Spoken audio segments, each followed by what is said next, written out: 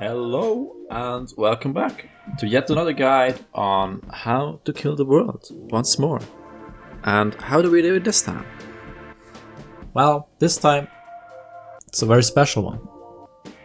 The Necroa virus. I hope I pronounced that right. So basically, if you have always wanted to be in a zombie scenario, then that's your chance right here. But it will be less on this side or more on that one, but... So the Necroa virus basically makes humans into zombies, and with all special plagues, it has its own set of transmissions, abilities, and so on. And it gives you full control over the zombie horde for you to fight a war against the living. So pretty cool, right? But how do we play this? Well, at the beginning we start spreading the plague, like any other plague, by infecting hosts. We don't use too many DNA points on this though, since we rely primarily on our undead employees later. Then the next phase, we turn the infected into zombies, so creating our employees, as I said before. This makes the cure worthless, so we don't have to worry about that, and it also changes your screen display to zombies and dead, just so you don't get confused, right? And then we start a war. With the zombie hordes we fight the rest of the world, and especially the Z-Com senders. Zombies keep dying over time due to decomposing, and yeah, so we have to be very quick here. Then genes. And stop. As always, this guide can be done and will be played without the use of any genes, right? But if you want it to be a bit easier or to have a better score at the end, here are some recommendations. So, no mean comments about "Ooh, you said without genes," because it is without. I'm just trying to help you get a better score, okay? Okay.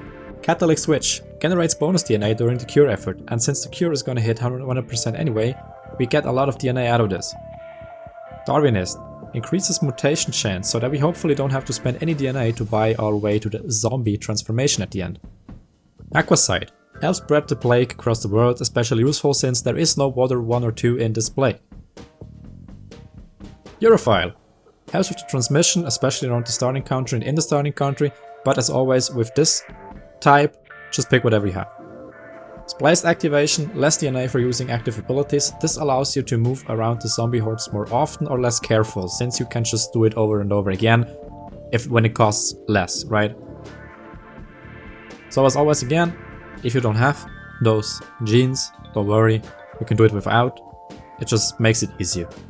Alright, and we begin.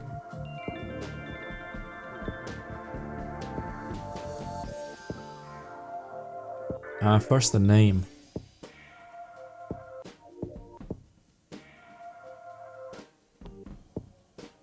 Average hell, that's a classic. Okay. And here again, I just feel like I have to say this every single video again and again. The only gene I'm using is one that pops the bubble automatically. It just helps me record, okay? It doesn't make the scenario any easier in any way. So as always, we go to Saudi Arabia for this one, because with the transmission tools we have, it's just ideal. And the first thing we want to do is spread the virus to as many countries and continents as possible to have zombies all around the world when we trigger them. So we start with Zoonotic, and there we get Bird 1, Rat Thing 1, Bats 1. Then we get Blood 1 and Air 1. So the first, with the animal things, we try to spread the virus locally, and with the Air 1 we try to get it to other continents. And that's it. But Hans, others say gnomic or whatever. I know, but I tested it a lot and it didn't help me in any way, and we can get enough mutations from the animals one, so just, you know, trust me on this one, right? Okay, and that's it. So now it's tea time. Just wait for the cure to hit 75% and just wait.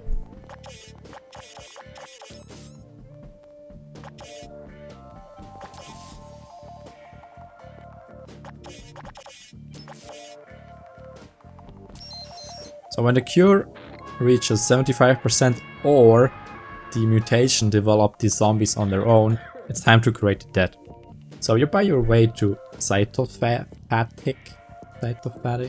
oh wow, And there you see why pushing random mutation is so good. The upper symptoms are really expensive, especially the ones on the right, while the zombie ones are rather cheap, so getting the expensive ones randomly evolved, pretty nice, right? And now let's ourselves build a zombie. So first we give him a brainwashed brain, because who wants a zombie that questions your motives, right? Then we give him a better body with lots of muscles and sharp teeth in the end. In terms, that's anaerobic resuscitation, enhanced motor control, peptide surge, and masticatory tension. Yeah, you see why I didn't go with the terms right at the beginning, right? So now that the zombies start popping up, it's very important that you rush horde pheromone free. That's because for every movement we do, we pay 5 DNA points, so we want to get the maximum out of every move. Then also get drifting fermentation to be able to go over water to, you know, get to every single island and to f***ing Greenland.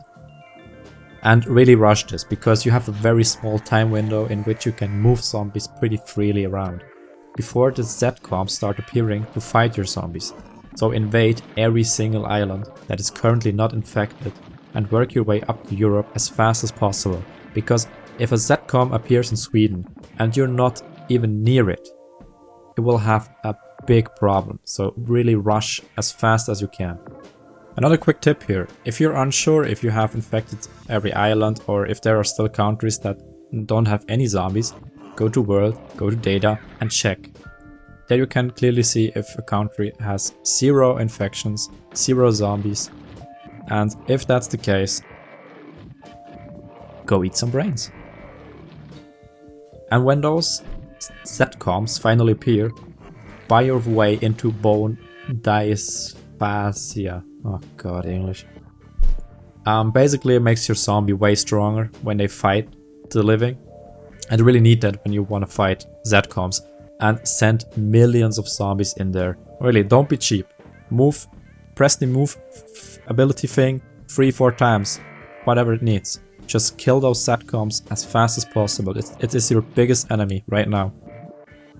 Yeah, and other than that, just try to keep the ball rolling, so infect as many countries as you can, kinda a snowball effect, because your zombies keep dying, they're decomposing, so you will lose all of them at the end, so make the most out of it.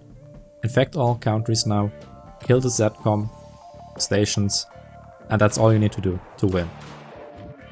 And a quick disclaimer here, it can actually happen that you are just very unlucky and get a lot of Z-com stations right at the beginning. I had this a couple of times where basically the whole Europe was one Z station, and I had just not enough DNA points to fight that. That can happen, but it's very rare. If you follow the steps on this guide, you should be fine. I'm just saying, maybe 1 out of 10 playthroughs, it can happen. Alright, and that's basically it. So infect all countries, turn the zombies, bring the zombies over to every single country that doesn't have them yet, and kill the Z-coms, and there you go.